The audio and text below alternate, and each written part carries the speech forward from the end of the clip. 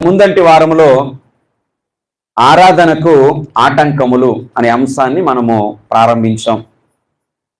ఆరాధన చేయడానికి మనస్కరించినటువంటి మనము ఆయన సన్నిధికి రావడానికి అనేకమైన ఆటంకాలు ఏర్పడుతూ ఉంటాయని, అది సహజమని మనం నమ్మాం. కారణం ఏంటంటే దేవుని యొద్దకు వద్దాము అనే మనస్సు మంచి మనస్సు గనుక, దేవుని యొద్దకు రావడము దీవెన గనుక, ఈ మంచి దీవెనకరమైనటువంటి పరిస్థితిని అడ్డుకోవడానికి అపవాది తన ఆలోచనలతో ఎప్పుడూ సిద్ధంగానే ఉంటాడు. మరి అటు ఆలోచనలతో సిద్ధంగా ఉన్న అపవాది యొక్క ఆటంకాలను ఎదిరించాలంటే మనము ఎలాంటి ఆటంకాలు వస్తాయో ముందుగా తెలుసుకోవాలి. ఆటంకాలను మనం ముందుగా తెలుసుకోవడం ద్వారా వాటిని ఎలా జయించాలో కూడా ముందుగా దాని కొరకు మనం ఏమవుతాం, సిద్ధపడతాం. కనుక ముందంటి వారంలో మీకు ఏం జ్ఞాపకం చేశానంటే, ఫరో అనే రాజు ఐగుప్తు దేశంలో ఉన్నటువంటి దేవుని ప్రజల్ని, వారు దేవుణ్ణి ఆరాధించడానికి వెళ్దాము అనుకున్నప్పుడు వారు ఫరో రాజుని అడిగినప్పుడు ఫరో రాజు వారిని ఏం చేశాడు, ఆటంకపరిచాడు. దేవుని ప్రజల్ని అడ్డుకున్నాడు. మీరు వెళ్ళడానికి వీలు లేదన్నాడు. అందులో మొదటి కారణం ఏం చూస్తామంటే, ఫరో రాజు ఎవరైతే అడ్డుకుంటున్నారో ఆ రాజుకి ఏం తెలీదు, దేవుని గురించి కానీ, దేవుని శక్తిని గురించి కానీ, ఆ దేవుని గొప్పతనం గురించి కానీ ఏమీ తెలియదు కాబట్టి అడ్డుకున్నాడు. మరి ఈ రోజున ఆరాధనకి మనల్ని అడ్డుకునేవారు, ఆటంకం అయ్యేవారు ఎవరైనా ఉన్నారంటే వారికి కూడా దేవుని గురించి, దేవుని శక్తిని గురించి వారికి తెలియకపోవడమే కారణమై ఉంది. కాబట్టి వారు మనం మేలు పొందడానికి వెళ్తూ ఉంటే మనకు ఆటంకం అవుతారు, మనం దీవెన పొందడానికి వెళ్తుంటే మనకి అడ్డుపడతారు, పర్లేదులే అని మనల్ని వెనకలాగుతారు, ఈ ఒక్కసారికి అని మనల్ని అడ్డుకోవడానికి ప్రయత్నము చేస్తారు. కానీ ఇక్కడ వారికి తెలియకపోవడము మన పొరపాటు అన్న విషయం కూడా మనం ఏం చేసాం, వాక్యం నుండి గ్రహించాం. వారికి ఎందుకు తెలియలేదంటే వారికి తెలిసేలాగా మనము వారితో మనం సంభాషణ చేయలేదు. వారికి మనం తెలిసేలాగా మన క్రియల ద్వారా మనం ఏం చేయలేదు, కనుపరచలేదు. మన క్రియలు మనకే దేవుడు తెలియదు అన్నట్టుగా, దేవుని శక్తి తెలియదు అన్నట్టుగా మనం ప్రవర్తించినట్లుగా ఉంటున్నాయని దేవుడు వాక్యం ద్వారా మనల్ని ఆక్షేపణ చేశాడు. మీ క్రియల వలన మీరు దేవుణ్ణి ఎరగమన్నట్టు ఉన్నారు. కనుక దేవుణ్ణి ఎరిగిన భయము మనకుంటే, ఆ భయం మనం వ్యక్తం చేస్తే మన భయభక్తులు ఎదుటివారు గ్రహించి మనల్ని దేవుని దగ్గరికి ప్రోత్సహిస్తారే కానీ దేవుని దగ్గరికి వెళ్ళనివ్వకుండా వారు ఆటంకపరిచేవారు కాదు. అందులోని వారు మన స్నేహితులు, మన బంధువులు, మన రక్త సంబంధులు, మన చుట్టాలు అయితే మనం మేలు పొందుతామని వెళ్దామనే దానికి ఆటంకం అవరు. నిజంగా వారు మన శ్రేయోభిలాషులు అయితే, ఒకవేళ వెళ్ళకపోతే మనకేం జరుగుతుందని మనకు అర్థమైంది, నష్టపోతాం. దేవుని దగ్గరికి వెళ్ళకపోతే మనము దేవుని యొక్క కోపానికి ఏమవుతాము, గురవుతాం. దేవుని శిక్షణకి మనము పాత్రులు అవుతాం. మరి దేవుని శిక్షకు పాత్రులు అయ్యేలాగా వారు మనకి ఆటంకం అవుతున్నారంటే నిజంగా వారు మన శ్రేయోభిలాషులే కాదు. నిజంగా శ్రేయోభిలాషులు అయితే ఏం చేస్తారు, నా వల్ల నీ ఇంటికి నీకు ఏ నష్టం కలగకూడదు, నేను రావడం వల్ల మీ కుటుంబానికి ఇబ్బంది కలగకూడదు, నేను మరొకసారైనా వస్తాను కానీ మీరు మీ దేవుని దగ్గరికి వెళ్ళండి అని వారే మనల్ని ప్రోత్సహించేలా మనం వారిని మన క్రియల ద్వారా, మన నమ్మకాల ద్వారా మనం వారిని సరి చేసుకోవాల్సిన అవసరత మన మీదే ఉంది. కనుక ఆటంకం ఏంటంటే దేవుని శక్తిని, దేవుణ్ణి ఏం చేయలేకపోవడం, ఎరగకపోవడం. మనం ఎరుగున్నామంటే ఎరిగినట్లుగానే ప్రవర్తిద్దాం. ఆ ప్రవర్తన మన వారి ముందు కనుపరిచి వారికి దేవుని గురించి తెలిసేలాగా ప్రయత్నము చేద్దాం. ఈరోజు రెండో విషయాన్ని చూద్దాం. అదే నేపథ్యంలోంచి, ఏది, నిర్గమాకాండము 5వ అధ్యాయం నుంచి 12వ అధ్యాయం వరకు, నిర్గమాకాండము 5వ అధ్యాయం నుంచి 12వ అధ్యాయం వరకు ఫరో రాజు ఇజ్రాయేల్ ప్రజల్ని వెళ్దాము అనుకున్నప్పుడు వారిని ఏం చేయనివ్వట్లేదు, వెళ్ళనివ్వట్లేదు. ఆ నేపథ్యంలో ఫరో అన్న మాటలే ఈరోజు మనకి ఆరాధనకి ఆటంకాలుగా మనం చూస్తూ వాటిని పరిశీలన చేయడానికి ప్రయత్నము చేస్తూ ఉన్నాం. ఈ రోజున నిర్గమాకాండము 5వ అధ్యాయము, ఒకసారి నిర్గమాకాండం 5వ అధ్యాయము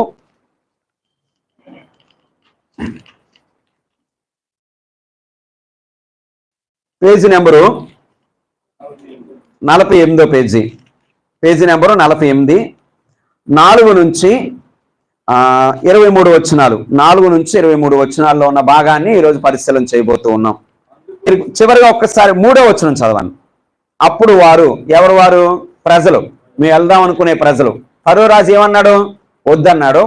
వారు ఏమన్నారంటే, హెబ్రీలు దేవుడు మమ్మల్ని ఎదుర్కొనెను, సెలవైన ఎడల మేము అరణ్యములోనికి 3 దినముల ప్రయాణం అంత దూరం పోయి మా దేవుడైన యెహోవాకు బలి అర్పించుదుము, లేని ఎడల ఆయన మా మీద తెగులుతోనైనను ఖడ్గముతోనైనను పడునేమో అనిరి. గత వారం చెప్పిన దానికి ఎండింగ్ అది. వెళ్ళకపోతే మనకు నష్టం కలుగుతుందన్న సంగతి, మనకు ఆ భయం మనకు ఉండాలి, ఆ భయం మనం వ్యక్తం చేయాలి, ఆ భయం మన వారికి ఏం కావాలి? తెలియపడాలి. అలా నష్టం కలుగుతుందన్న విషయం మనం నమ్మితే, ఆ నమ్మకంతో భయపడితే వాళ్ళు మనల్ని ఆటంకపరచరు. మనకు నష్టం కలగడానికి వారు ఎప్పుడు కూడా ఇష్టపడరు. నిజంగా మన స్నేహితులు, శ్రేయోభిలాషులు అయితే, నువ్వు శాపం పొందినా పర్లేదు నా కోసం ఉండిపో అన్నారంటే వాళ్ళు ఎవరు కాదు? మన స్నేహితులు, శ్రేయోభిలాషులు కాదు. ఓకే, ఇప్పుడు 4వ వచనం నుంచి 23వ వచనం వరకు ఉన్న విషయం ఏంటంటే, ఫరో రాజు ఎప్పుడైతే వాళ్ళు ఇలా పర్మిషన్ అడిగారో, వారు పర్మిషన్ అడగడానికి కారణం ఎవరో వాళ్ళు పిలిపించాడు. ఎవరు వాళ్ళకి కారణము? వాళ్ళకి నాయకులు ఎవరు అప్పుడు? మోషే, అహరోన్లు. ఈ ప్రజలందరూ ఇలా సిద్ధపడడానికి మోషే, అహరోన్లే కారణం. వారే దేవుడు పంపించాడు వారిని. ఇప్పుడు వారిని పిలిపించాడు రాజు. పిలిపించి ఏమంటున్నాడు చూడండి. ఇప్పుడు 4వ వచనం. అందుకు ఐగుప్తు రాజు మోషే, అహరోను, ఎవరితో మాట్లాడుతుండో? మోషే, అహరోను, ఈ జనులు తమ పనులు చేయకుండా మీరెలా ఆపుచున్నారు? వాళ్ళు శుభ్రంగా పని చేసుకుంటూ ఉంటే, వాళ్ళ పని ఏదో వాళ్ళు చేసుకుంటూ ఉంటే మీరు వచ్చి ఏం చేస్తున్నారు? ఆపుతుండం అంటే మీరే వచ్చి వాళ్ళు చెడగొడుతున్నారు. వాళ్ళు పని మానేసి ఇప్పుడు ఎక్కడికి వెళ్ళాలని? దేవుణ్ణి ఆరాధించడానికి వెళ్ళాలని మనసు పెట్టారు. ఆ ఆలోచనతో వచ్చారు. వాళ్ళు అలా రావడానికి కారణం మీరే. వారి ఆ జనుల పనులు చేయకుండా మీరు ఎందుకు ఆపుతున్నారు? మీ బరువులు మోయటకు మీరు పొండెనను, మీ పనులు మీరు చేసుకోవడానికి వెళ్ళిపోమని. ఏంటి పని అంటే, ఫరో రాజు ఏమప్ చెప్పాడంటే, ఇజ్రాయేల్ ప్రజలందరి చేత ఇటుకలు చేయించి ఆ ఇటుకలతో గొప్ప పట్టణాలు అక్కడ కట్టిస్తున్నాడు. ఇజ్రాయేల్ ప్రజలందరినీ బానిసలు చేసుకొని వారితో ఇటుకలు చేయిస్తున్నాడు. ఇప్పుడు ఆ ఇటుకలు చేయడం మానేసి మేము ఎక్కడికి వెళ్తామని పర్మిషన్ అడిగారు? ఆరాధించడం. ఇప్పుడు ఫరో రాజు ఏమిటంటున్నాడంటే, మీరు పనులు ఎగ్గొట్టేసి మీరు వెళ్ళిపోదాం అనుకున్నారు, అలా ఏం కుదరదు, మీ పనులు మీరు చెయ్యండి. ఇప్పుడు ఫరో రాజు మరొకళ్ళు పిలిచాడు. ఎవరిని అంటే 5వ వచనం. మరియు ఫరో, ఇదిగో ఈ జనము ఇప్పుడు విస్తరించున్నది, వారు తమ బరువులు విడిచి తీరిగ్గా ఉండినట్లు మీరు చేయుచున్నారని వారితో ఆయనను. ఎలాగున్నట్లు? తీరిగ్గా. ఫస్ట్ ఏమో తమ పనులు చెయ్యకుండా మీరేలా ఆపుతున్నారు. రెండవ పరుడు ఏంటి? తీరిగ్గా ఉండినట్లు. ఆ దినమున ఫరో ప్రజలపైనున్న కార్యనిర్వాహకులను వారి నాయకులకు ఇట్లా ఆజ్ఞాపించును. అంటే వీళ్ళ మీద లీడర్లు పెడతాడు కదా, వీళ్ళు పని చేయించడానికి టీం లీడర్స్ ఉంటారు కదా, మేస్త్రులు ఉంటారు కదా, వారిని పిలిపించి ఈ జనాలు ఎందుకు నా దగ్గరికి వచ్చి అడుగుతున్నారు? ఇలాగ మాకు సెలవు ఇమ్మని, పర్మిషన్ ఇమ్మని ఎందుకు అడుగుతున్నారు? అసలు వీళ్ళ చేత మీరు సరిగ్గా పని చేయిస్తున్నారా, చేయించట్లేదా అని ఎవరిని తిడుతున్నాడు? నాయకులు తిడుతున్నాడు. ఆ దినమున ఫరో ప్రజలపైనున్న కార్యనిర్వాహకులను వారి నాయకులకు ఇట్లా ఆజ్ఞాపించును, ఇటుకలు చేయుటకు మీరు ఇక మీదట వీళ్ళకి గడ్డి ఇయ్యకూడదు, వారు వెళ్ళి తాము గడ్డి కూర్చుకొనవలను. అయినను వారు ఇది వరకు చేసిన ఇటుకల లెక్కనే వారి మీద ఏం చేయాలి? మోపాలి. ఏమైపోయింది? ఇన్నాళ్ళు ఇటుకలు చేయడానికి ఏమి ఇచ్చేవాడు రాజు? గడ్డి ఇచ్చేవాడు, కాల్చడానికి కలప ఇచ్చేవాడు. ఇప్పుడు ఏం చేస్తున్నాడంటే, మీరు ఎలాగుందా, మీ పని ఎలాగుందా, ఇలా వచ్చి పర్మిషన్లు అడుగుతారా మీరు?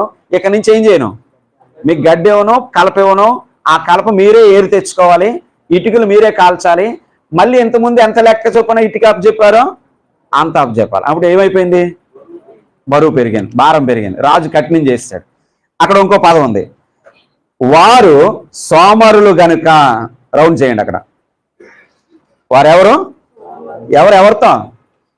ఫరో రాజు నాయకులతో అంటున్నాడు. ఆ జనాలు సోమరులు గనక పని ఎగ్గొట్టడానికి, తీరిగ్గా ఉండడానికి నా దగ్గరికి వచ్చి ఇలాగ మేము ఎక్కడికి ఓ దగ్గరికి వెళ్ళి ఏం చేస్తాం, ఆరాధన చేస్తాం అని అడుగుతున్నారు. కనుక వారు సోమరులు గనక ఏం చేయి, మేము వెళ్ళి మా దేవునికి బలర్పించుటకు సెలవిమ్మని మొరపెట్టుచున్నారు. ఆ మనుషుల చేత ఎక్కువ పని చేయవలను, దానిలో వారు కష్టపడవలను, అబద్ధం మాటలు వారు ఏం పెట్టకూడదు, లక్ష్యం. ఇక్కడి నుంచి ఎవరైనా వచ్చి వాళ్ళ దగ్గరికి వచ్చి మనం ఇలాగ వెళ్దాం అలాగే వెళ్దాం అంటే ఇంకా వాళ్ళకి ఆ ఆలోచన రాకూడదు. కాబట్టి వాళ్ళ పనులు ఏం చేయి, పెంచేయి. వారెవరు? సోమరులు అని నాయకులు చెప్పగానే రాజుగారు ఎప్పుడైతే నాయకులు కోప్పడ్డాడో నాయకులకు మరీ కోపం వచ్చి వాళ్ళ మీద పని భారం పెట్టేశాడు. ఈసారి గడ్డి ఇవ్వలేదు, వాళ్ళు ఏం చేయమంటున్నాడు, ఇటుకలు చేయమన్నాడు.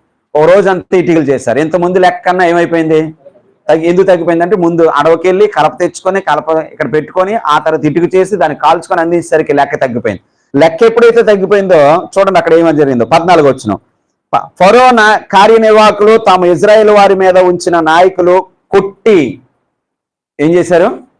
కొట్టి అంటే లెక్క తక్కువ అయ్యేసరికి వారికి ఏం పడుతున్నాయి, ఇప్పుడు దెబ్బలు పడిపోతున్నాయి. ఎప్పటి వల్లే మీ లెక్క చొప్పున ఇటుకలు నిన్న నేడు మీరేలా చేయలేదని అడగ్గా హింసలు పెరిగిపోయాయి. అప్పుడు వాళ్ళు అమ్మో బాబోయ్ అంటూ మళ్ళీ రాజుగారి దగ్గరికి వచ్చారు. మీ నాయకులు మమ్మల్ని కొడుతున్నారు, ఇంతకుముందు ఇచ్చిన గడ్డి కూడా ఇవ్వట్లేదు. ఈ విషయం రాజే చెప్పాడని సంగతి ఇలా తెలియదు, లీడర్కి చెప్పాడు కాబట్టి. అంటే మళ్ళీ రాజుగారు వాళ్ళతో మాట్లాడుతున్నాడు. 17 వచనం. అందుకతడు మీరు సోమరులు అందుచేతే మేము వెళ్ళి యెహోవాకు బలిర్పించుటకు సెలవిమ్మని మీరు అడుగుతున్నారు. మీరు పొండి పని చేయడి, గడ్డి మీకు ఇవ్వడదు. అయితే మీ ఇటుకల లెక్క మీరు అప్పగింపక తప్పదని చెప్పాను. మీ ఇటుకల లెక్కలో ఏమాత్రం తక్కువ చేయవద్దు, ఏనాటి పని ఆనాడే చేయవలనని రాజు సెలవిగా ఇజ్రాయేల్ నాయకులు తాము దురవస్థలో పడినట్లు తెలుసుకొనిరి. ఇది వాళ్ళకి ఏర్పడిన పరిస్థితి. మళ్ళీ 17 వచనంలో 2 మాటలు ఉన్నాయి. 17 వచనంలో ఏంటి ఆ మాటలు? మీరు సోమరులు. సో ఈరోజు రెండో ఆటంకం ఏంటంటే సోమరితనమే ఆరాధనకి ఆటంకం. ఏంటి? సోమరితనమే ఆరాధనకి ఏమైంది? ఆటంకం. అదేంటండి ఇక్కడ ఎలాగ ఉంది, మీరు అలాగంటున్నారంటే ఇజ్రాయేల్ ప్రజల మీద రాజు వేసింది నింద. నింద అంటే అర్థం, నింద అంటే అర్థం తెలియదా? వాళ్ళు సోమరులు కాదు, కానీ రాజు ఏమేశాడు?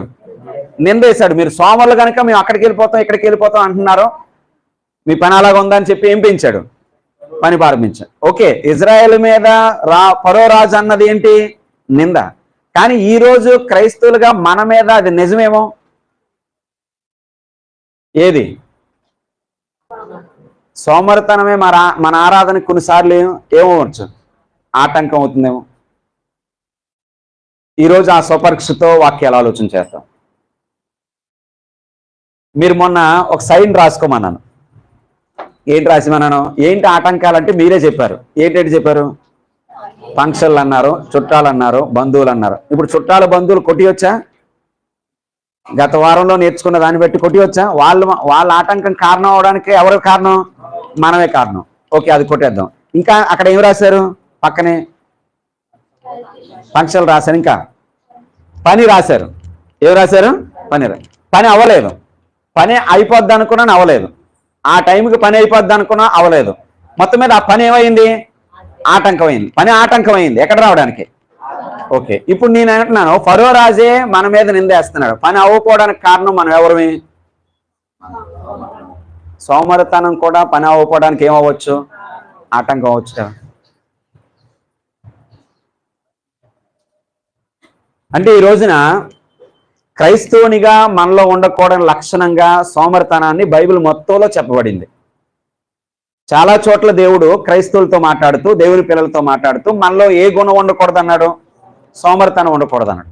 ఇది మనుషుల్లో ఉండదు కదా, ఎవరికీ ఉండదు కదా, మనుషుల్లోనే ఉంటుంది. ఎవరిలో ఉండదు?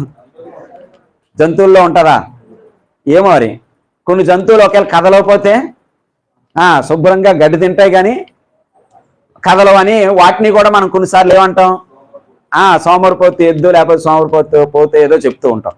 సో ఇప్పుడు వాటి విషయంలో మనం అలాగా రియాక్ట్ అయినప్పుడు మనుషులుగా మనము ఇలాంటి గుణాన్ని కలిగి ఉండడం నిజంగా అది దైవంగా మనకి దేవుని దగ్గరికి వెళ్ళడానికి ఏమవుతుంది? ఆటంకం అవుతుంది. దేవుని విషయంలో మనకు ఆటంకం అవుతుంది. ఒకవేళ ఆరాధననే కాదు, ఏ దేవుని కార్యక్రమం ఏదైనా అది గృహకూడికైనా, బైబిల్ తరగతి అయినా, లేకపోతే సువార్త పరిచర్యనైనా, లేక ఒక రోగిని దర్శించడానికైనా, ఏదైనా కొన్నిసార్లు మనకి పని ఆటంకం అన్నామంటే ఆ పని ఏమైంది, అది పూర్తి అవ్వలేదు. ఎందుకు పూర్తి అవ్వలేదు, సమయానికి ఎందుకు అవ్వలేదు అంటే మనం చేయగలిగినంతగా దాన్ని మనం చేయలేదు. ఎక్కడో మనం బద్దకించాం, లేక మనం సమయానికన్నా లేవలేకపోయాం, లేకపోతే ఈ టైంలో చేయాల్సింది ఇంకో టైంలో చేస్తాం. కనుక వంట ఈ టైం కావాల్సింది ఇంకా ఆ టైం వరకు అవుతూ ఉందంటే మనం దాన్ని బద్దకించుంటాం, దాన్ని ముందుగా మనం ప్రారంభించకపోయి ఉంటాం. ఇలా ఏదో ఒకటి మొత్తం మీద ఏ లక్షణం మనలో ఉండడం వల్ల ఇవన్నీ జరుగుతున్నాయి, సోమరితనం అనేది మనలో ఉండడం వల్ల ఇవన్నీ జరుగుతున్నాయి. ఈరోజు ఆ లక్షణం మనలో ఉందేమో, ఉండడం వల్లే మనము కొన్ని కార్యక్రమాల్లో క్రమంగా ఉండలేకపోతున్నామేమో, కొన్ని కార్యాలకి మనం టైంకి హాజరు కాలేకపోతున్నామేమో, కొన్ని టాస్కులు మనం ఫిల్ చేయలేకపోతున్నామేమో. ఈరోజు ఎడ్యుకేషన్ చేసే పిల్లలు ఉన్నారు, వారికి అనేకమైన బ్యాక్లాగ్స్ ఉంటాయి. ఏంటి, సిలబస్ పూర్తి చేయాల్సింది, రాయాల్సింది వర్క్స్ ఉంటాయి, నోట్స్లు రాయాల్సిన వర్క్స్ ఉంటాయి. అవన్నీ ఎందుకు అలా ఉండిపోయాయి, టైం లేదని టైం లేకపోవడం, ఉన్న టైంని ఏం చేయలేకపోవడం, వినియోగించుకోలేకపోవడం. కనుక 5 గంటలు లేచి రాయాల్సిన వాళ్ళు 7 గంటలకి 8 గంటలు లేస్తే ఆ వర్క్ అవుతుందా, అవదు. టైం అవ్వలేదండి, లేక టైం కుదరలేదండి, ఎంతనే మేము రాస్తామండి. ఇలాగ మనము ఆ స్టూడెంట్స్ చెప్పే సాకుల్ని మనం ఈజీగా ఒక మాటతో తేల్చేస్తాం. మీకు నిజంగా ఇంట్రెస్ట్ ఉంటే, మీ నిజంగా శ్రద్ధ ఉంటే, ఈ పని మీద మీకు ఆసక్తి ఉంటే మీరు ముందుగా దాన్ని సిద్ధపరచుకొని ఆ టైం కల్లా దాన్ని పూర్తి చేసుకొని మీరు కాలేజీలో లేక స్కూల్లో దాన్ని ఏం చేస్తుందరు, సబ్మిట్ చేస్తున్నారు. అవి రికార్డ్స్ అవ్వచ్చు, నోట్స్ అవ్వచ్చు, మరొకటి అవ్వచ్చు, సండే స్కూలు హోంవర్క్ అవ్వచ్చు. ఏంటి కారణం జరగకపోవడానికి, సోమరితనం. కనుక ఎడ్యుకేటెడ్గా ఆ ఎడ్యుకేషన్ పీపుల్కే అది ఆ గుణలక్షణం ఆటంకం అవుతుందంటే ఎడ్యుకేషన్ పీపుల్కే కాదు, మన కుటుంబ జీవన విధానాన్ని, సంసార జీవన విధానాన్ని కలిగిన మనలో కూడా ఆ గుణం మనకేమవుతుంది, ఆటంకం అవుతుంది. అది దేవుని దగ్గర రావడానికైనా లేక మరొక కారణానికైనా అది ఆటంకం అవుతుంది. కనుక ఈరోజు ఆ సోమరితనాన్ని మనము ఏ రీతిగా జయించి దేవుని సన్నిధికి వెళ్ళాలో మనం ఆలోచన చేయడానికి ప్రయత్నం చేద్దాం. నేను అన్న మాట మీకు అర్థమైందో లేదో, ఇజ్రాయేల్ ప్రజల విషయంలో ఫరో వేసింది నిందే, కానీ నేటి క్రైస్తవ జీవన విధానంలో అది మన మీద ఏమవుతుంది, నిజం అవుతుంది. అది నిజమని మనం ఒప్పుకోవాల్సి ఉంది. దాని నుంచి మనం మార్పు చెందాల్సిన అవసరం కూడా ఉంది. అది ఈ రోజున ఆలోచన చేయడానికి ప్రయత్నం చేద్దాం. సోమరితనము ఎవరికి ఇష్టమైంది కాదు. ఓకే, కొన్ని లేఖనాలు పరిశీలన చేస్తే ఒకసారి చూద్దాము. సామెతల గ్రంథము 21వ అధ్యాయం 25వ వచనం. సామెతల గ్రంథం 21వ అధ్యాయం 25వ వచనం. 25వ వచనం. సోమరువాని చేతులు పని చేయడానికి ఏం చేయవు, ఇష్టపడవు. వాని ఇచ్చే వాడిని ఏం చేస్తుందట, చంపును. వాడు ఏంటి, పని చెయ్యాలంటుందా, చేయకూడదని ఉంటుందా, చేయకూడదని ఉంటారు. పని అవ్వదు అలా. నిజమే, ఆదివారమే సెలవు, ఆ రోజే బట్టలు ఉతుక్కోవాలి, మిగతా రోజులన్నీ మనకు డ్యూటీ. పోనీ ఆదివారం బట్టల కుప్ప అలా కనబడుతున్నా సరే, మనం మంచం నుంచి లేకపోతే, కుర్చీలోంచి లేకపోతే, మన చేతిలోంచి ఫోన్ పక్కన పెట్టకపోతే అది ఎలాగవుతాయి. అవును, ఒక అరగంట ముందు దాన్ని పట్టుకుంటే ఇక్కడికి వచ్చే టైంకి అవి అయిపోతాయా, అవు. మరి తీరామోసి కొంచెం గట్టిగా అడిగితే బోల్డ్ పని అండి, మళ్ళీ మిగతా రోజులు ఆ పని చేయడం కాదు.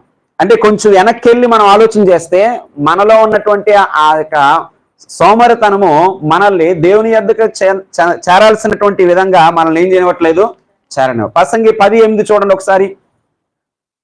ప్రసంగి 10:8, 10:18 అండి. సోమరితనము చేత ఏమైపోద్దట, దిగపడిపోవును. చేతులు బద్ధకం చేత ఇల్లు ఏమైపోద్దట, కూలిపోద్ది. కురియను అంటే పడిపోద్ది, రాలిపోద్ది అని అర్థం. కనుక ఈ మాటలన్నీ దేవుని వాక్యాలేనండి. ఇవి కొంచెం సంస్కృతంలో ఉన్న వాక్యాలు కావు, లేకపోతే అవే భాషలో ఉన్న వాక్యాలు కావు. ఇవి చాలా స్పష్టంగా మనుషులకి చదువుకున్నా చదువుకోకపోయినా ఏమవుతాయి, అర్థం అవుతాయి. సోమరువాని చేతులు ఏం చేయడానికి ఇష్టపడవు, పని చేయడానికి. నీ పనే దేవుని దగ్గర రావడానికి ఆటంకం అయితే ఆ పని చేయడంలో నువ్వు ఎందుకు జాబ్ చేస్తావు? దేవుని మీద ఇంట్రెస్ట్ ఉందంటాం, దేవుడి మీద ప్రేమ ఉందంటాం, ఆయన దగ్గరికి ఆయన అంటే నాకు చాలా ఇష్టం అంటాం, కానీ ఆ వ్యక్తుల దగ్గరికి వెళ్ళడానికి ఎందుకు మనము ఇబ్బంది పడిపోతున్నాం? అయితే మీరు ఇలా మమ్మల్ని ఆక్షేపణ చేస్తున్నారండి, మీరు మమ్మల్ని అలా ఆక్షేపణ చేయడం బాగులేదు అని మీరు అనుకుంటే నేను కొన్ని విషయాలు చెప్తాను. 3:30కి ట్రైన్ రత్నాచలం, రత్నాచలం ఏ కోనార్కో ఏదో అనుకుందాం. 3:30కి ట్రైన్ 4 గంటలకు వెళ్తే ఏం చేద్దాం, వెళ్ళిపోద్ది కదా. ఇలాగా మిస్ అయిపోయిన రోజులు ఉన్నాయి కదా, ఉన్నాయి. ఉన్నప్పుడు మరొకసారి సేమ్ అదే సిచ్యువేషన్ వస్తే మనం వెళ్ళాల్సి వస్తే, ఇంతకుముందు మిస్ అయ్యి ఒక 2,000 టికెట్లు క్యాన్సిల్ అయితే నెక్స్ట్ టైం ఏం చేస్తాను? 3:30 ట్రైన్ అయితే 2:30కి కూర్చుంటా. అంటే ఇప్పుడు ఈ విషయంలో సోమవారమే అని మనం అనిపించుకున్న ఈ విషయానికి వచ్చేసరికి 2,000 నష్టం వచ్చేసరికి, ఇంతకుముందు మనకి ఎంతో కష్టం వచ్చేసరికి మన సోమర్తనం అంతా ఏమైంది? పటాపంచులు అయిపోయి, అబ్బాయి తయారవ్వండి, తిండి లేకపోయినా పర్లేదు, ముందు ట్రైన్ వెళ్ళిపోతుంది, అక్కడే ఏదో కొనుక్కొని తిందాం, ముందు ఇది చేయండి. వెళ్ళిపోలేదా? మనమేనండి. ఈరోజు బయోమెట్రిక్ వచ్చింది ఆఫీస్కి. కొన్ని ఆఫీసులకి వెళ్ళేటప్పుడు ఏం చేయాలి? బయోమెట్రిక్ అంటే ఏంటి? తంబ ఎత్తే లోపలికి వెళ్తాం, తంబ ఎత్తేనే అక్కడ ఆ రోజు 700 జీతం పడుతుంది, లేకపోతే పడదు. కొన్నిసార్లు మనం లేట్ అయ్యి తంబ వేయడం లేట్ అయితే ఆ 700 కట్ అయిపోయింది, ఆ రోజు కట్ అయిపోయింది. ఇలా కట్ అయిపోయినాడు ఇంత తర్వాత అప్పుడు క్యారేజ్ అవ్వలేదు, లేకపోతే బండిలో పెట్రోల్ లేదు, ఇవన్నీ సాకులు అన్నీ పోతాయి. ఎక్కడ పోతాయో తెలియదు. ఎందుకు పోతాయంటే దాన్ని ఏం చేశాడు? ఒకసారి దెబ్బ తినేసరికి ఏమయ్యాడు? మొత్తం తిమ్మిరి అంతా పోయింది, ఆ బద్ధకం అంతా పోయింది. 700 ఎవరు చేసి కూడా ఏం పోగొట్టుకున్నాం అని చెప్పి ముందే సిద్ధపడుతున్నాం. బస్సు మిస్ అయినప్పుడు, ట్రైన్ మిస్ అయినప్పుడు, ఫ్లైట్ మిస్ అయినప్పుడు, ఇలాగా మనుషులు తమ వ్యక్తిగత కార్యాల విషయంలో సోమర్తనాన్ని జయిస్తున్నారు. నష్టం వచ్చిందని తెలిసినప్పుడు, కష్టం వచ్చిందని తెలిసినప్పుడు. మరి దైవికంగా దేవుని దగ్గరికి వచ్చేటప్పుడు వచ్చే కష్టం నష్టం నీకు అర్థం కావట్లేదు కాబట్టి దీని విషయంలో మనం ఏం పడుతున్నాం? ధీమా పడుతున్నాం. దైవికమైన కార్యాలు కొన్నిటిలో మనము వెళ్ళకపోవడానికి కారణం ఏంటంటే అక్కడికి వెళ్ళకపోవడం వల్ల వచ్చే నష్టం నీకు అర్థం కావట్లేదు, వెళ్ళడం వల్ల వచ్చే లాభం కూడా మనకేమవ్వలేదు, అర్థం అవ్వలేదు. ఆ లాభం పోగొట్టుకుంటున్నాం అనే సంగతి నీకు తెలియట్లేదు, ఆ నష్టం కొని తెచ్చుకుంటున్నాం అనే సంగతి మనకు తెలియట్లేదు. కాబట్టి కొన్నిసార్లు వాటిలో నిర్లక్ష్యం వహిస్తున్నాం. ఒకవేళ 1-2 సార్లు మనకు అది తప్పిపోయినా మరొకసారైనా మనం దాన్ని రెక్టిఫై చేసుకోవాల్సిన బాధ్యత మన మీద ఉంది. అది దేవుని పిల్లలుగా అది మన కనీస బాధ్యత. కారణం ఏంటంటే ఇక్కడ దేవుడే చెప్పాడు, సోమరు వాని యొక్క చెయ్యి ఏం చేయడానికి ఇష్టపడదు? పని చేయడానికి. అతని ఆలోచనలు ఎలా ఉంటాయంటే పని చేయడానికి ఇష్టపడవండి. కనుక ఒక స్త్రీ సహోదరుడా సహోదరి, ఇక్కడ యవనస్తులు ఉన్నారు, పిల్లలు ఉన్నారు, నడి వయసులో ఉన్నవారు ఉన్నారు, వృద్ధులు ఉన్నారు. మనం ఎవరైనా సరే మన వ్యక్తిగత పనుల్లో మనం చురుకుదనం కనుపరిచినట్లుగా దైవికమైన పనుల్లో కూడా మనకి ఉండాలి, చురుకుదనం ఉండాలి. దేవుని కార్యాల విషయంలో మనం ఆ ఖచ్చితత్వం కనుపరచాలి. ఒక వచనం చూపిస్తాను చూడండి. సామెతల గ్రంథము 26:14. ఉత్తక మీద తలుపు తిరుగును. ఉత్తక అనే మాటకు అర్థం చెప్పండి. బొందు. ఏంటది? బొందు. దౌర్బంధానికి తలుపుకి ఉన్న అటాచ్మెంట్ దేనితోటి? బొందు. ఆ బొందు ఇంతకుముందు ఇది మడత బొందు అంటారు, దీన్ని మడత బొందు అంటారు. దీనికి ముందే ఉండేది ఇంతకుముందు ఒక ఊస ఉండి ఆ ఊసకి అది అటాచ్ అయ్యి ఉండి దాని మీద అలా మనం తలుపుని తీసుకెళ్ళి అలాగా కూర్చోబెట్టాం. దాని మీద ఏం చేస్తుంది? అది తలుపు ఇలా తీస్తే తిరుగుతుంది, ఇలా తీస్తే తిరుగుతుంది. ఇప్పుడు ఉతకం మీద తలుపు తిరుగును. తర్వాత అక్కడ పడక మీద ఇలా దొలుతాడు, ఇలా దొలుతాడు. లెగరా అంటే అంటే ఇలాగ వెళ్తాడు, మరి లెగరమ్మా అంటే అంటే అటుకెళ్తుంది. ఇటు అటు తిరుగుతా తప్ప మంచం మంచి మాత్రం లెగరం. అదేనా అక్కడ ఉంది? ఎంత స్పష్టంగా అంత చూడండి, దేవుడు ఎంత స్పష్టంగా రాశాడు. లోకంలో మనుషులకి ఏం జరుగుతుంది, మనుషులు ఏం చేస్తున్నారు, ఏమున్నా సరే, మనకు టైం అయిపోతున్నా సరే, పని ఉన్నా సరే, మనం తయారై వెళ్ళాలి అనే ఆలోచన ఉన్నా సరే, నా ముందు ఒక టాస్క్ ఉంది, నా ముందు ఒక టార్గెట్ ఉంది, నేను చదవాల్సింది ఉంది, నేర్చుకోవాల్సి ఉంది, సన్నిధికి వెళ్ళాల్సి ఉంది, దైవ కార్యక్రమం ఒకటి ఉంది అని తెలిసినా సరే నువ్వు ఆ మంచం మీద ఇలా తిరుగుతూ ఉంటే ఎక్కడ జరుగుతాయి? ఫరో రాజు ఇజ్రాయేల్ ప్రజలు పనిచేస్తున్నా సరే వాళ్ళ మీద నిందేశాడు, మీరెవరో సోమరులు కనుక నాకు ఎక్కడికి వెళ్ళిపోతాను, ఇక్కడికి వెళ్తాను అంటున్నారు. కానీ ఇక్కడ మనము సోమరులం అని నిందేయలేదు. దేవుడు మనకి ఇప్పుడు ఏం వేస్తున్నాడు? నిజమే చెప్తున్నాడు. మీ సోమరితనమే దైవికమైన నా కార్యాలకి ఏమవుతుంది? ఆటంకం అవుతుంది. దాన్ని తొలగించుకోవడానికి ప్రయత్నం చేద్దాం. ఆసక్తి ఉంటే అన్నీ పోతాయండి. ఏం నష్టపోతున్నామో తెలిస్తే అన్నిటినీ సరి చేసుకుంటాం. ఏ లాభాన్ని పోగొట్టుకుంటున్నామో, ఎంతటి దీవెని పోగొట్టుకుంటున్నామో తెలిస్తే అన్నిటినీ మనం సిద్ధం చేసుకుంటాం. కనుక అది 4 గంటల్లో చేసేదాన్ని కొంచెం ముందు చేస్తాం, 7 గంటల్లో చేసేది ఇంకా 6 గంటల్లో చేస్తాం, కొంచెం వెనక్కి వెళ్తాం అంతే. ఆ టైం వెనక్కి అడ్జస్ట్ చేస్తే అన్ని టైంకి ఏమవుతాయి, ఆ వంట అవుతుంది, ఆ పని అవుతుంది, ఇది అవుతుంది, అది అవుతుంది. కాకపోతే ఆ కొంచెం టైం అడ్జస్ట్ చేయడానికి, వెనక్కి చేయడానికే మనకి బద్ధకం. కనుక ఈ రోజున ఆ పరిస్థితి మనలోంచి పోవాలంటే మనం జాగ్రత్త పడాలని ఈ మాటలు చెప్పబడుతూ ఉన్నాయి. 19వ అధ్యాయం 15వ వచనం, అదే సామెతలు. మీరు ఎక్కువగా ఎక్కడ చూస్తారు సోమరి కోసం? సామెతల్లోనే చూస్తాం. 19వ అధ్యాయం 15వ వచనం. సోమరితనము ఏ నిద్రలా? గాఢ నిద్రలో పడవేయును. మా సోమరివాడు ఏమై ఉండట? పస్తు పడి ఉండును. 24వ వచనం కూడా చదవండి. అక్కడ 15, 19, 24. సోమరి ఎక్కడ? పాత్రలో అంటే ఏదో ఒక అన్నం ప్లేట్లో కావచ్చు, లేకపోతే ఇంకో దాంట్లో ఇంకో దాంట్లో, పాత్రలో చెయ్యి ముంచునే గాని తన నోటికి ఏం చేయడట? ఎత్తనైనా ఎత్తన. కంచం ముందే ఉంటారు 1 గంట. ఎంతసేపు తింటారో ఇలా ఇలా ఇలా ఇలా. ఆ 4 ఇడ్లీ తినడానికి ఎంతసేపు పడుతుందో. ఏమంటారు దాన్ని? పాత్రలో చెయ్యి ముంచునే గాని ఎత్తనే.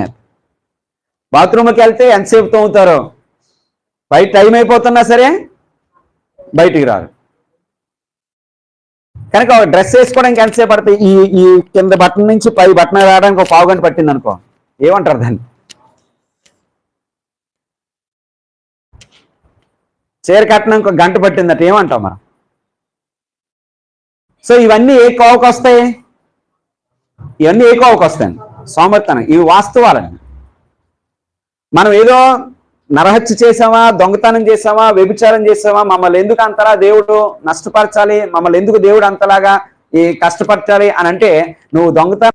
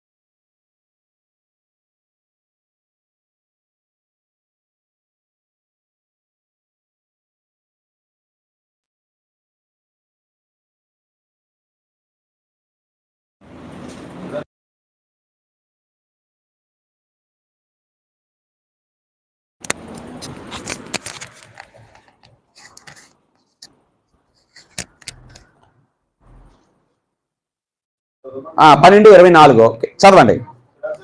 శ్రద్ధగా పనిచేయువాడు ఏలుబడి చేయుదురు, సోమరి వెట్టి పనులు చేయవలసి వచ్చును. 27వ వచనం కూడా చదవండి.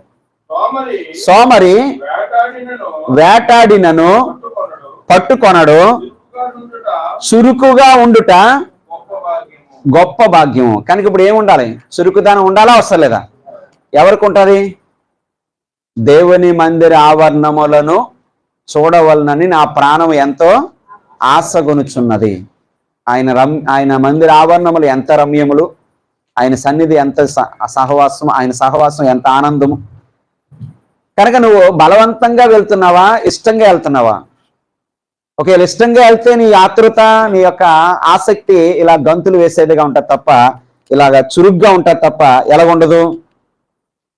బద్ధకంగా మాత్రము ఉండదండి. కనుక సోమరితనాన్ని మనం జయించి ఇతరులకి మనం మాదిరిగా ఉండాల్సినటువంటి అవసరం ఉందని ఈ మాటల ద్వారా మనము గ్రహిస్తూ ఉన్నాం. కొన్నిసార్లు మనము దాన్ని జయించలేకపోవడానికి కారణం ఏంటంటే మనం ఏం నష్టపోతున్నామో తెలుసుకోవట్లేదు. కొన్నిసార్లు మనం ఏమి కోల్పోతున్నాం కూడా మనకి ఏమవట్లేదండి, తెలియట్లేదు. 13:4 సామెతలు 13:4 సోమరి ఆశపడును గాని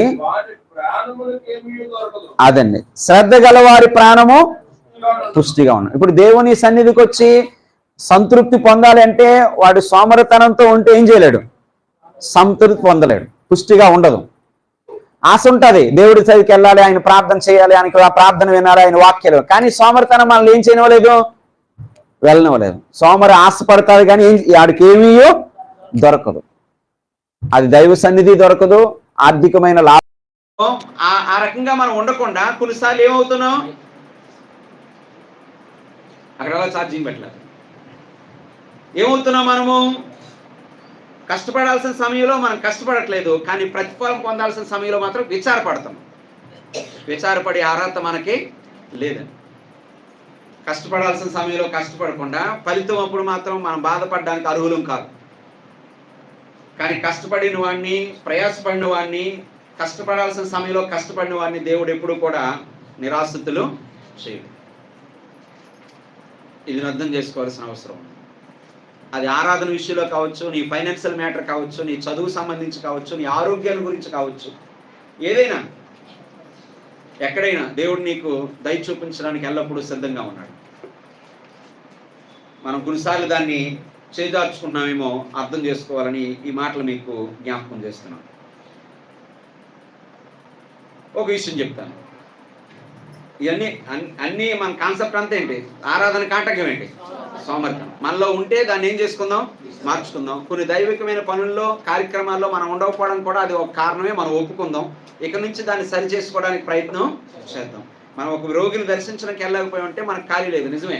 కానీ ఖాళీ మనం చేసుకోలేదు, కొన్ని పనులు మనం అడ్జస్ట్ చేసుకోలేదు, అంతే తేడా. మనం ఒక అడ్జస్ట్ చేసుకుంటే ఏమవుతాం, ఖాళీ అవుతాం, మన సహోదరులను దర్శిస్తాం. సువార్త పరిచర్యలో పాలు పొందలేకపోయి ఉంటే, గృహకూడికలో పాలు పొందలేకపోయి ఉంటే, లేక మరొకటి దైవికమైన పనులే కాదు, ఎడ్యుకేషన్ విషయంలో కానీ, ఆరోగ్య విషయంలో కానీ, ఆ సంపాదన విషయంలో కానీ మనం ఎక్కడైనా ఏదైనా ఫెయిల్యూర్ అయ్యింది అంటే సోమరితనం కూడా దానికి ఒక కారణము. దాన్ని మనం రెక్టిఫై చేసుకోవడానికి ప్రయత్నం చేద్దాం. ఇక్కడ మీకు ఒక విషయం ఎందుకు చెప్తానంటే, ఒక సోమరి అట ఇలా మాట్లాడతాడట.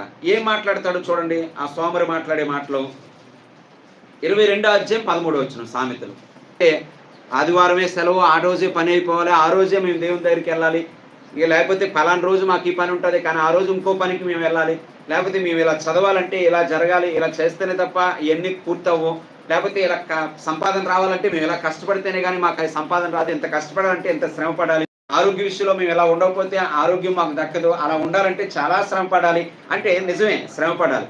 నేను ఓ మాట చెప్తాను, యేసు ప్రభువుతో పాటు శ్రమానుభవం అని మనం పాటలు పాడాం, యేసు ప్రభువుతో పాటు శ్రమ పడదు అని మనము వాక్యాలు చదివాం. కానీ ఏ రోజైనా యేసు ప్రభువులాగా కొరడా దెబ్బలు తిన్నావా, రాళ్ళ దెబ్బలు తిన్నావా మన దైనందిన జీవితంలో? లేదు కదా. పోనీ అపోస్తుల్లాగా, అపోస్తులకు పడినట్టుగా కొరడ దెబ్బలు వాళ్ళకి పడినట్టుగా, రాళ్ళ దెబ్బలు వాళ్ళకి పడినట్టుగా, పిడుగుద్దులు వాళ్ళకి పడినట్లుగా, ఆ పరుగులు ఎత్తడాలు, ఇలాగ దాక్కోవడాలు, సొరంగాల్లోకి వెళ్ళడాలు, ఇవన్నీ ఉన్నాయా? లేవు. మరి శ్రమ పడ్డం అంటే ఇంకేం పడతాం శ్రమ మరి ఈ రోజుల్లో? ఓకే, ఇదే శ్రమ అయితే ఈ శ్రమే పడదాం. 5 గంటలు లేగాల్సిన వాళ్ళు 4:30 లేగిద్దాం, 6 గంటలు లేగాల్సిన వాళ్ళు 5 గంటలు లేగిద్దాం. ఇది శ్రమ అనుకుంటే శ్రమ అనుకుందాం. ఎవరి కోసం శ్రమ అనుకుందాం? దేవుని కొరకు, దేవుని దగ్గరికి వెళ్ళడం కొరకు, దేవుని పేరుని మహిమని ఆయనకి మహిమని ఇవ్వడం కొరకు, మనం వృద్ధి చెందడం కొరకు, ఆయన నామానికి అవమానం కలగకుండా ఉండడం కొరకు మనం శ్రమ పడితే ఈ శ్రమ అయినా పడదాం. కానీ ఈ శ్రమ పడకుండా నేను దేవుని కొరకు శ్రమ పడతానని పాటలు ఎందుకు పాడడం? నిజంగా అలాంటి శ్రమలు వస్తే, ఎలాంటి శ్రమలు? అపోస్తులకు వచ్చిన లాంటి శ్రమలు, యేసు ప్రభుకి వచ్చిన లాంటి శ్రమలు వస్తే అప్పుడు పడతామో లేదో. ఇప్పుడు లెగలేని వాళ్ళని ఆ శ్రమకి మన శరీరం ఒప్పుకుంటుందా? అది మన విశ్వాసం మనల్ని ఎక్కిరిస్తుంది, మన నమ్మకం మనల్ని ఎక్కిరిస్తుంది. నువ్వు దేవుని కొరకు శ్రమ పడతానంటున్నావు, కానీ ఈ శ్రమే నువ్వు పడలేకపోయావు, ఈ పని నువ్వు చేయలేకపోయావు, ఈ కార్యక్రమాన్ని టైంకి నువ్వు ఫినిష్ చేయలేకపోయావు. ఇక దేవుని కొరకు నువ్వెంత శ్రమ పడతావని మన విశ్వాసం మనల్ని ఏం చేస్తుంది? ఎక్కిరిస్తుంది. శ్రమానుభవంలో నేను పాలువాడినై ఉంటానని వాక్యాలు చదివి మనం పాటలు పాడేస్తే సరిపోలేదు. ఇలాంటి విషయాల్లో కూడా మనం ఏం పడవలసి ఉంది? శ్రమ పడవలసి. కొన్నిసార్లు మనం అది ఎంతో నెగ్లెక్ట్ చేస్తూ ఉన్నాం కాబట్టి ఇలాంటి పరిస్థితి, ఇలాంటి పరిణామాలు మనకేమవుతున్నాయి? ఎదురవుతున్నాయి. గుణవతి అయిన భార్య కోసం ఉంది. ఎక్కడుంది? ఎక్కడుందో తెలియదు, ఆడపిల్లలందరికీ తెలియాలి. ఓకే, గుణవతి అయిన భార్య కోసం సామెతల గ్రంథం 31వ అధ్యాయంలో ఉంటారు, 10వ వచనం నుంచి ఉంటారు. ఒక భార్య యొక్క మంచి లక్షణాలన్నీ అక్కడ ఉంటాయి, ఒక స్త్రీ మంచి లక్షణాలు అక్కడ ఉంటాయి. సామెతల గ్రంథం 31వ అధ్యాయం 10 నుంచి 31 వరకు మొత్తం ఆ వచనాలన్నీ కూడా ఎవరి కోసం? ఒక స్త్రీ, మంచి స్త్రీ, గుణవతి అయిన స్త్రీ ఎలాంటి లక్షణాలతో ఉంటుందో అక్కడ రాయబడి ఉంది. మీరు ఎప్పుడైనా కావాలితే ఒక పేపర్ మీద రాసి లక్షణాలన్నీ ఫైండ్ అవుట్ చేయాలి. ఎన్ని లక్షణాలు వస్తాయి? లేడీస్ చేస్తారా? బాబు మమ్మల్ని తినేస్తున్నారు అనుకుంటున్నా. ఫైండ్ అవుట్ చేస్తారా? గుణవతి అయిన భార్య. అందులో ఒక లక్షణం ఇప్పుడు చదువుతాం. 15 వచనం చూడండి. ఆమె ఎవరు? ఆమె లక్షణాల్లో ఒక లక్షణం ఏంటి? చీకటితోనే లేచి. మా అమ్మాయి 8 అయినా లెగదండి. లెగదు అంటే ఏ స్త్రీ కాదు, నేనంటలేదు, ఎవరంటున్నారు? ఆడవాళ్ళకి చెప్తున్న మగవాళ్ళకి ఏం చెప్పట్లేదు అని మీరు అనుకుంటున్నారు. వాళ్ళకే ఉన్నాయి, వాళ్ళకి లేదా? చూడండి, చదవండి. 12:24 చదివారు ఇందాక. సామెతలు 12:24.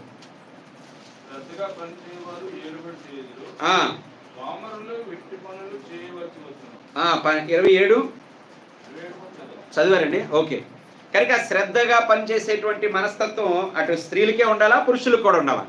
పురుషులకు కూడా. ఏమైనా నేను చెప్పే సారాంశం ఒకటే, నీ సోమరితనం, నా సోమరితనం దైవికమైన కార్యాల విషయంలో మనల్ని సోమరులు చేసి వెనక్కి లాగుతూ ఉన్నాయి. ఇవి మనం జయించాలి. ఈ విషయంలో మనము ఎక్కువగా శ్రద్ధ పెట్టాలి. మనం దొంగతనం అనే పాపం చేయలేదు, నరహత్య అనే పాపం చేయలేదు, వ్యభిచారం అనే పాపం చేయలేదు. అయినా అలాంటి ఘోరమైన పాపాలు నేను చేయను కదండి అంటే సోమరితనం కూడా ఒక పాపమే. అది మనల్ని దైవికమైన దీవెనలు పొందనివ్వకుండా చేస్తుంది. ఇది కూడా మనం జయించాల్సిన అవసరత ఉంది. ఒక విషయం చెప్పి నేను ముగిస్తాను. ఫరో రాజు ఇజ్రాయేల్ ప్రజల్ని మేము ఆరాధించడానికి వెళ్తామంటే ఏమి ఎగ్గొడేస్తున్నారు? పని ఎగ్గొడేస్తున్నారు. తీరుపాటుగా ఉండడం కోసం మీరు ఏం చేస్తున్నారు? ఆరాధనకి వెళ్తామని అంటున్నారు. మీరెవరు? సోమరులు. కాబట్టి మేము ఎక్కడికి వెళ్ళిపోతామంటున్నారు? ఆరాధనకి వెళ్తాం. బాగానే ఉంది. ఇప్పుడు ఒక ఉదాహరణ చెప్తాను, ఎవరిని ఉద్దేశించి కాదు చెప్తాను. కోడలు బైబిల్ పట్టుకొని చర్చికి వెళ్తుంది. టైం అయిపోతుందని తొందరగా రెడీ అయిపోయి బైబిల్ పట్టుకొని వెళ్ళిపోతుంది. అత్త వంటగదిలోకి వెళ్ళి చూస్తే గిన్నెలు అక్కడే ఉన్నాయి. ఏంటి పరిస్థితి? నువ్వు ఇక్కడికి వచ్చి ఇక్కడ కోడలు ఇక్కడికి వచ్చి పాట పాడితే అత్త అక్కడ పాట పాడతాడు. మన పాట కంటే దేవుడు ఏ పాట వింటాడు? ఆ పాట వింటాడు. ఏమమ్మా పాట పాడతానంటే పక్క వాళ్ళు ఎవరైనా వస్తే వాళ్ళు చేట్టుకొని తీసుకెళ్ళి వెళ్ళిపోయింది భక్తురాలు. దేవుణ్ణి ఆరాధించాలి. ఇప్పుడు ఆ నింద పడకూడదంటే ఫరో నింద వేశాడు ఎవరి మీద? ఇజ్రాయేల్ ప్రజలు. ఇప్పుడు ఆ నింద పడకూడదంటే దేవుని పిల్లల మీద దేవుని పేరు మీద నింద పడకూడదంటే ఇప్పుడు ఏమేం చేయాలి? సిద్ధం చేసుకొనే రావాలి.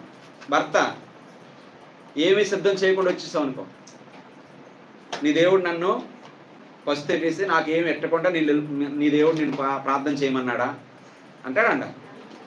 నేను వెళ్ళొద్దన్నానా? అన్నీ చేసుకుని వెళ్ళిపో. ఒకవేళ కొన్నిసార్లు భార్య నమ్ముకోదు. ఎవరు నమ్ముకుంటారు? భర్త నమ్ముకుంటారు. నీళ్ళు లేవు, పాలు లేవు, ఏమి తేడో పట్టుకొని బైబిల్ ఆ పాస్టర్ కంటే ముందు పారిపోతాడు. ఏం చేస్తాడు అక్కడికి వెళ్ళి? ఆ పాట ఎవరికైనా పడుతుంది.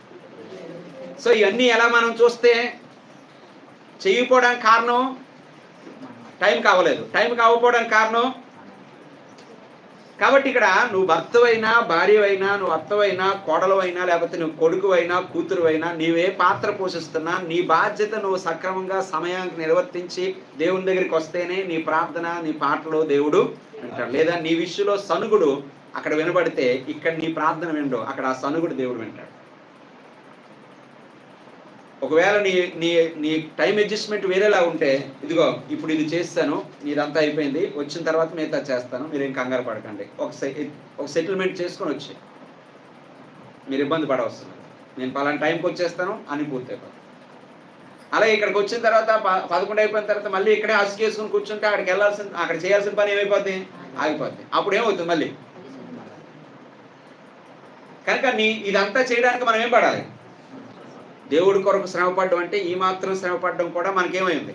అవసరం. మనం కొరడా దెబ్బలు తినలేదు, రాళ్ళ దెబ్బలు తినలేదు, లేకపోతే యేసు ప్రభువు నమ్ముకున్నందుకు మన వీధుల్లో ఈడ్చిట్లేదు.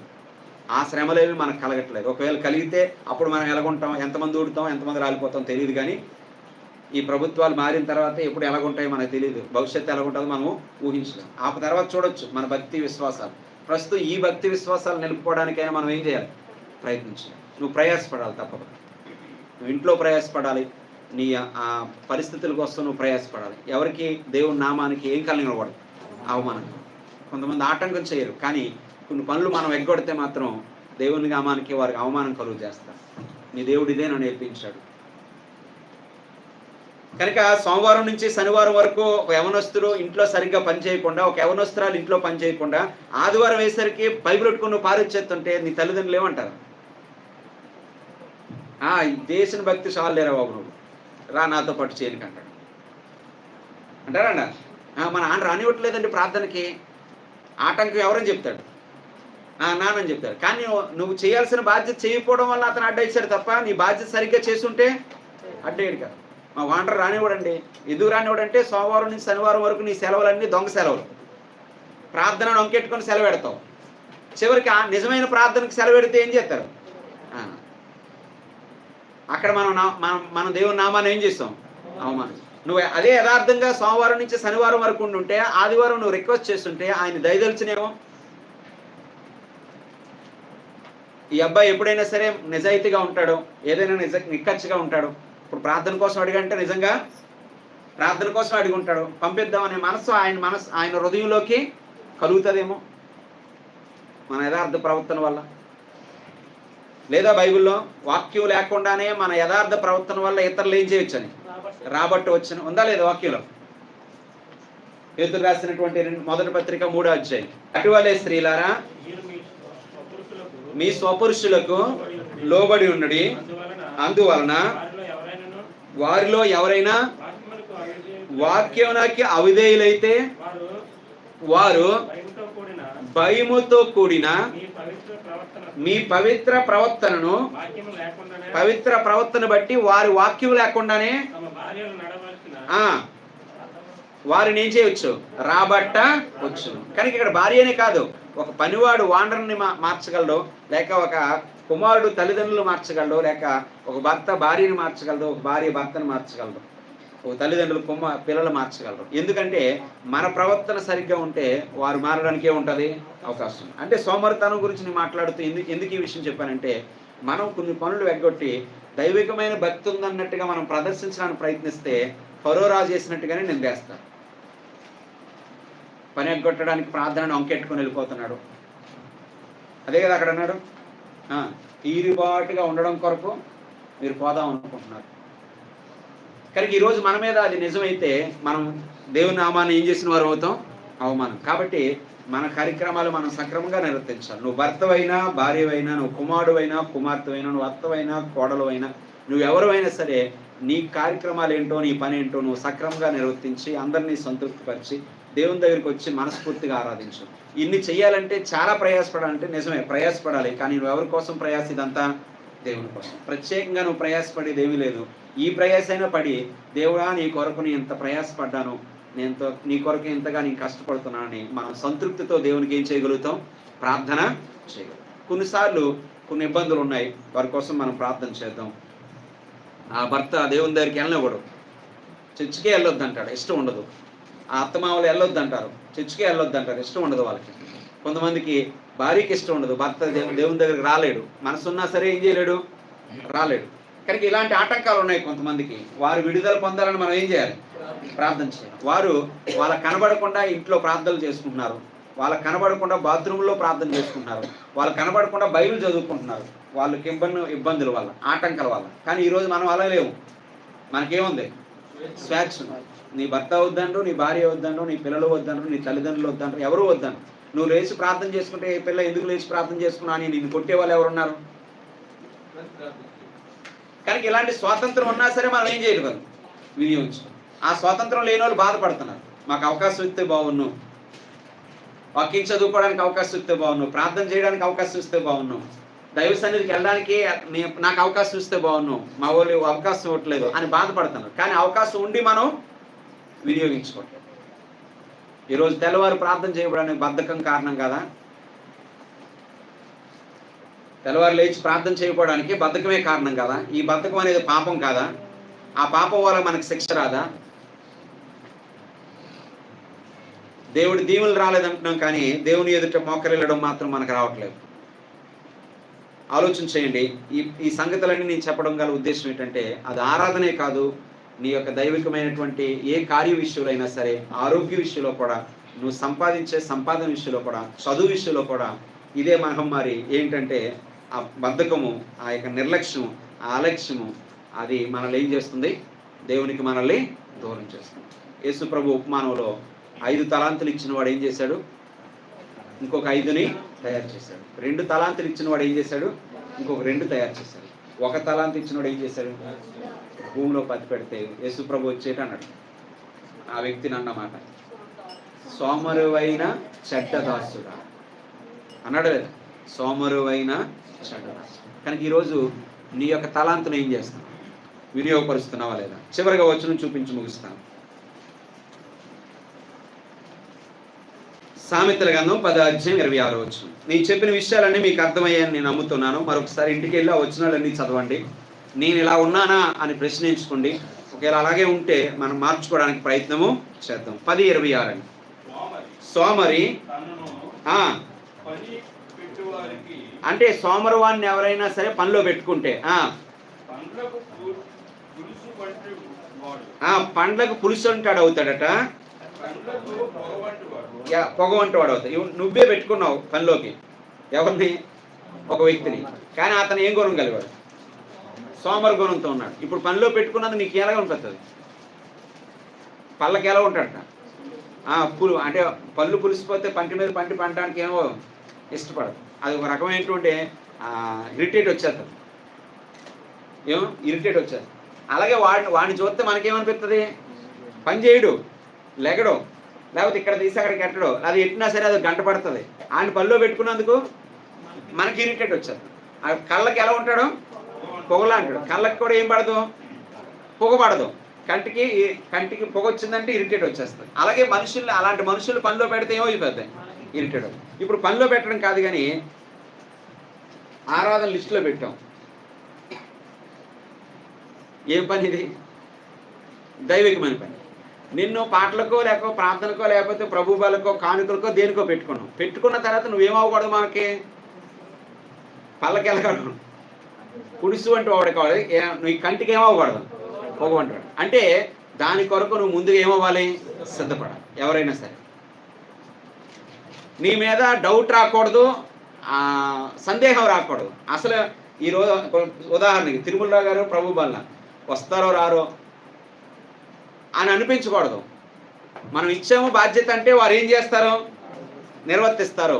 వారు ఆ విషయంలో సిద్ధపడతారు. లేక వారికి ఏదైనా ఒకవేళ వేరే దగ్గరికి ఏదైనా అప్పచెప్పామంటే వారు ముందుగానే ఇన్ఫర్మేషన్ ఇచ్చి మాకు ఈరోజు ఇది ఉంది కానీ మేము రాలేకపోతున్నాం, పలానా వాళ్ళకి అప్పచెప్పండి అని ముందు ఏం చేయాలి, సిద్ధపరచాలి. అలాగే మనం ఎవరైతే చేస్తారో వారు ఏం లేరు, వారు సోమరితనం లేరు, బాధ్యత కలిగిన వారు. అంటే పనిలో పెట్టడం అంటే దాని అర్థము మనకి ఏదైనా పని అప్పచెప్పినప్పుడు మన విషయంలో ఎవరు కూడా అలా ఫీల్ అవ్వకూడదు. అది ఇక్కడ చాలు. అది దైవికమైన పని కావచ్చు, ఇంకో పని కావచ్చు, మనం ఏదైనా ఒక బాధ్యత అప్పగించవచ్చు. క్రైస్తవులుగా మనకి ఏదైనా ఒక పని అప్పచెప్తే మన విషయంలో వాళ్ళు నిశ్చింతగా ఉండాలి, గుడ్ల మీద చేసుకోవాలి. పలానా ఆవిడకి పని అప్పచెప్పానంటే ఆవిడ చేస్తుంది, ఆ టైంకి చేస్తుంది. మనకి ఇంకా దాని గురించి మనం ఏం చేయవలసిన లేదు, ఆలోచించాలి. అతనికి పని అప్పచెప్పంటే అయిపోద్ది. కనుక నీ ఫంక్షన్ ఉంది, ఆకులు తెమ్మని ఎవరికో చెప్పావు, ఆడు పూర్తిగా మర్చిపోయాడు. తర్వాత తీరా మోసి భోజన టైం ఫోన్ చేస్తే అనియా మర్చిపోయానని అంటే అప్పుడు మన పరిస్థితి ఇక్కడ భోజనం చేతుల్లో పెడతామని. కనుక పని నువ్వు తీసుకున్నావంటే, క్రైస్తవుడిగా దేవుని కుమారుడిగా పని తీసుకున్నావంటే నువ్వెవరు అంటే చురుకుదనంతో శ్రద్ధతో ఉండే వ్యక్తి అనిపించుకొని ఆ పని పూర్తి చేసి చూపించాలి. నీ గురించి అవతల వాళ్ళు ఇంకో రకంగా మాట్లాడకూడదు. అది దైవికమైన ఆరాధన కార్యక్రమాలు కూడా నువ్వు చేయడంలో మళ్ళీ వాయిదాలు వేయడం. మనకి ఈరోజు ప్రార్థన ఉందంటే ప్రార్థన చేయడమే, వాయిదాలు వేయడం కాదు, నువ్వు సిద్ధపడమే. ఎందుకంటే ముందుగానే అవి ఏం చేయబడుతున్నాయి, రాయబడుతున్నాయి. నీకు ఇంపార్టెంట్ మా పేకల మీదకి వచ్చింది అంటే ఏదో మరణ సంబంధమైంది ఏదో నీకు తగిలిందంటే నువ్వు వెళ్తున్నావు అంటే దానికోసం ఇంకొకరు నువ్వు సిద్ధపరచుకుని వెళ్ళు. నడిపించే వ్యక్తికి చెప్పి ఈరోజు ఇంకొకరికి ఇవ్వండి అని చెప్పి, అది నీ బాధ్యత, రెస్పాన్సిబిలిటీ. వస్తావో రావో తెలియదు అన్నట్టుగా మాత్రం ఉండకూడదు, ఏ పనిలో కూడా ఉండకూడదు. అది దైవికమైన పనిలో ఉండకూడదు, భౌతికమైన పనిలో కూడా ఉండకూడదు. కనుక ఇవన్నీ కారణాలు సోమరితనం అయితే దాని నుంచి తొలగించుకోవడానికి మనం ప్రయత్నం చేసి ఆరాధనకు మనం ఏం కాకుండా ఉందో, ఆటంకం కాకుండా ఉందాం. మన పనులు పూర్తి చేసుకుందాం, మన బాధ్యతలు పూర్తి చేసుకుందాం, మనం అన్నింటిలో చురుగ్గా ఉందాం, శ్రద్ధగా ఉందాం. ఏ నష్టపోతున్నామో అర్థం చేసుకుందాం, ఏ లాభాన్ని పోగొట్టుకుంటున్నామో తెలుసుకుందాం, దాన్ని పోగొట్టుకోకూడదని సంకల్పిద్దాం. ఆశతో దేవుని సన్నిధికి వస్తాం, శరీరము మనస్సు గంతులేసినట్లుగా చురుకుదనంతో దేవుల్లో ఉందాం. ఈ రీతిగా ఉండి దేవుని దీవులు పొందాలని ప్రభు పేట హెచ్చరిస్తూ నన్ను హెచ్చరించుకుంటూ ఈ మాటలు ముగిస్తున్నాను. ఓపికతో ఉన్న మీ అందరికీ వందనాలు తెలియజేస్తున్నాను. అందరికీ వందనాలు.